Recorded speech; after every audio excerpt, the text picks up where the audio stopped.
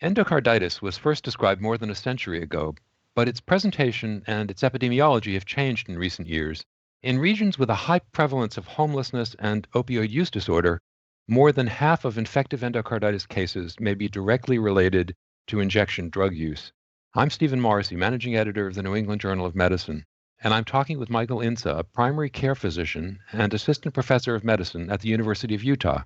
Dr. Incze has written a perspective article about building multidisciplinary teams to care for people with infective endocarditis and opioid use disorder. Dr. Incze, what's been considered the traditional course of endocarditis, and how in those cases is it treated? Well, traditionally, endocarditis has predominantly affected the left side of the heart, and management is chiefly done in the hospital and in rehab facilities and consists of an extended course of antibiotics and sometimes surgical intervention. But most of those types of interventions happen either in the acute setting or in a rehab facility after hospitalization. So how have the epidemiology and presentation of endocarditis changed in recent years as the rate of opioid use disorder has increased? I think we're just coming to appreciate how much this is changing. I think traditionally it's been thought that a minority of endocarditis is related to injection drug use, but new research is showing that in many cases, in places where there's a high prevalence of substance use disorders and homelessness, that it can be upwards of 60% of admissions for acute endocarditis are directly related to injection drug use, and in particular opioid use disorder. So looking at the possible therapies, which patients with endocarditis are considered candidates for cardiothoracic surgery, and how is drug use factored into that sort of decision? I think that there are a number of very well documented criteria for who benefits from either emergent or urgent valve replacement surgery in folks with endocarditis, things like acute onset heart failure or persistent vegetation after a course of antibiotics or debilitating embolic phenomena like septic pulmonary emboli, etc. I think there's always been a little bit of a gray area in the guidelines and then also the approach of individual surgeons when it comes to people who are early on in remission from injection drug use and substance use disorders. So because it is open to the judgment of individual clinicians, and I think that sometimes stigma can really influence these decisions, and there are many cases in which people aren't getting guideline-directed care because of the concern of surgeons that they may go out and use injection drugs again and then develop a repeat infection. So in fact, speaking of guidelines, you say in your perspective article that despite changes in the epidemiology of endocarditis, current treatment guidelines are still nearly exclusively focused on inpatient management. So what types of additional support do patients with endocarditis and opioid use disorder need, and how often do they have access to the kind of comprehensive care that might be? Thank you for asking this question. And this is really kind of the crux of what inspired me to write the piece, is that I think that the inpatient guidelines for endocarditis have really made great strides over recent years, right? Team-based care, multidisciplinary team-based care in the inpatient setting is becoming more common. Endocarditis teams have really improved outcomes for people with endocarditis in the hospital. And now, increasingly, these guidelines are recommending connection to addiction treatment on discharge, because we know that for folks who have opioid use disorder and have endocarditis related to injection drug use, it drastically reduces mortality and improves outcomes. However, that's kind of where it ends. There's not really a lot on the outpatient setting to help guide an approach to treatment. I just want to highlight a great study that was just done over at Massachusetts General Hospital that really used journey mapping to drive this point home. And they were following folks after an index admission for endocarditis related to injection drug use, and then following their course after discharge and seeing what factors allowed them to avoid repeat hospitalizations.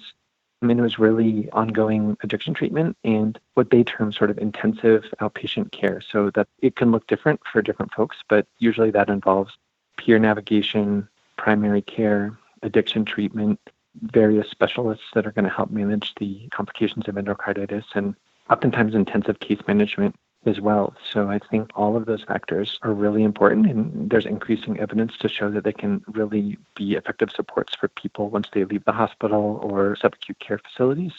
But I think that there's not really much of a paradigm for implementing this right now in terms of either guidelines or even existing models. So what, in fact, are the barriers to instituting that kind of care, and why do so many people fall through the cracks? I don't think that there are a tremendous number of barriers, and certainly in well-resourced health settings where you have access to things like care managers and peer navigators and things like that. I think really it's more about coming to realize what a problem this is and then how to effectively set up these kind of care teams. So I think it's more that we're just realizing what these folks need and really also realizing the increasing prevalence of folks with this condition and with these ongoing care needs. So I think that, for example, having peer navigation and intensive care management really helps people with the litany of follow-up appointments that they have to attend. I mean, oftentimes when people are discharged from the hospital or nursing facilities and they're back in an environment in which they're facing the same barriers to care that they had before their hospitalization and also triggers that are all around them in terms of increasing their risk for relapse and their substance use disorder. I think that additional support is really critical to help them stay engaged with care and avoid things like relapse into opiate use disorder. So finally, you mentioned stigma earlier, and you write in your article that stigma frequently leads to substandard care for people with substance use disorders. So besides building these multidisciplinary teams, what can health systems and individual clinicians do to reduce stigma related to injection drug use and to make sure that all patients feel welcome?